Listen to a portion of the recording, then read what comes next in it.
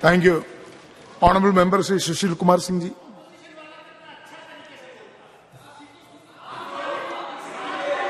धन्यवाद, धन्यवाद सभापति जी। प्लीज आपने प्लीज ऑनरेबल मेंबर्स प्लीज। धन्यवाद सभापति जी।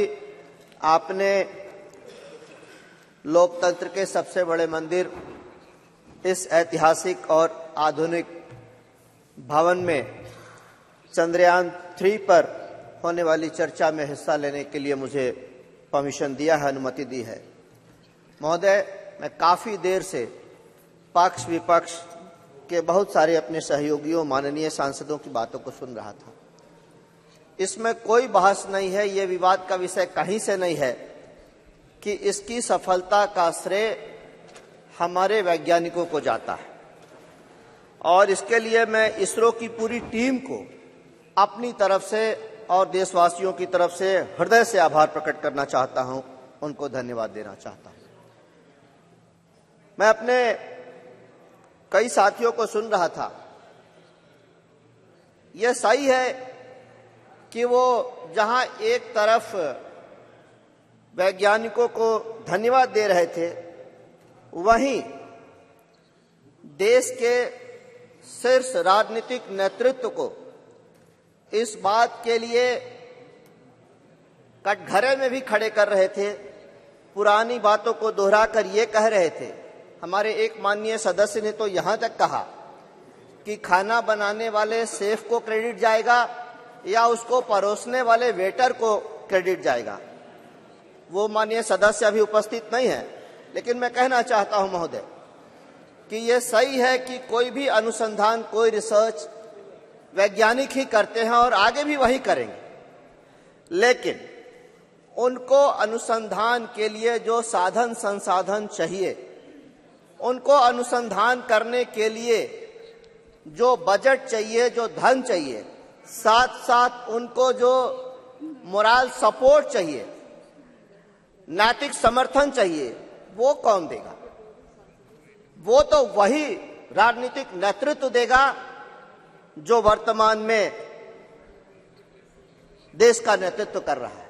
महोदय, ज्यादा नहीं, मैं 2 उदाहरण देकर अपनी बात को खत्म करना चाहूंगा। पहला, देश के वैज्ञानिकों ने अनुसंधान करके काफी पहले अणु बम तैयार कर लिया था, लेकिन विदेशी शक्तियों के दबाव में, दुनिया की ताकतवर देशों के भय से उसका परीक्षण करने की हिम्मत अटल जी की सरकार के पहले कोई नहीं कर रहा था। अटल जी ने यह हिम्मत दिखाई, पोखरण का सफल परीक्षण हुआ। तो मैं उन सदस्यों से पूछना चाहता हूं कि आप क्रेडिट किसको देंगे? दूसरी बात मैं कहना चाहता हूं महोदय कि दुनिया का इतिहास है कि हर 100 साल के अंतराल पर कोई न कोई महामारी किसी न किसी रूप में आती है और 2020 में ठीक उसी प्रकार से कोविड की महामारी भी आई। और उसके पहले का भी इतिहास यही है कि जब जब कोई महामारी इस देश के अंदर आई, तब उस महामारी के लगभग 20 से 25 साल के बाद उससे बचाव के लिए टीके आए। और वो टीके कहां से आए? विदेशों से आए। लेकिन इस बार जब 2020 में कोविड की महामारी आई, जो एपिडेमिक आया, 1 साल के अंदर देश ने एक नहीं, देश के वैज्ञानिकों ने एक नहीं 2-2 टीकों का निर्माण किया अपने अनुसंधान की ताकत पे, बल पे, उसके आधार पे। मैं पूछना चाहता हूं उन सदस्यों से कि इसका क्रेडिट आप किसको देना चाहेंगे? महोदय, 1 मिनट, मैं समाप्ति कर रहा हूं। तो बहस का विषय यह नहीं है कि श्रेय किसको जाना चाहिए। जिसके पास नेतृत्व होगा वही तो हमारे वैज्ञानिकों को, हमारे आदरणीय प्रधानमंत्री जी प्रयोगशालाओं में जाकर वैज्ञानिकों का मनोबल बढ़ाते हैं, सफलता पर उनसे गले मिलते हैं, तो क्यों नहीं उसका उत्साह बढ़ेगा और क्यों नहीं देश के लिए दोहरी दुगने नहीं 100 गुने उत्साह के साथ वो काम करेंगे। ये बहस, ये चर्चा राजनीतिक बहस का नहीं, क्रेडिट लेने की होड़ का नहीं था, लेकिन कुछ सदस्यों ने जब ये बात कह दी तो मुझे इस बात को कहना पड़ा इस सदन में कि इसका श्रेय वैज्ञानिकों को जाता है। एक तरफ जहां हिंदुस्तान का लोहा दुनिया मान रही है और भारत का डंका दुनिया में बज रहा है, चाहे वो चंद्रयान 3 की सफलता हो या G20 की सफलता हो, और दूसरी तरफ हम अपने ही जगह, अपने ही सदन में बैठकर अपने ही सरकार को, अपने ही नेतृत्व को सवालों के कटघरे में खड़े कर रहे हैं।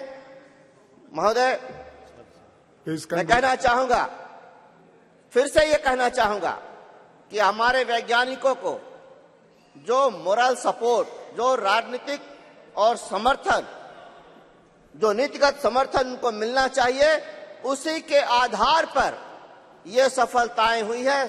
सफलताएं तो इतनी है, लेकिन आपके पास समय नहीं है, इसलिए मैं अपनी बात को यहीं समाप्त करता हूं। धन्यवाद। Honourable member doctor V Kalanidhi.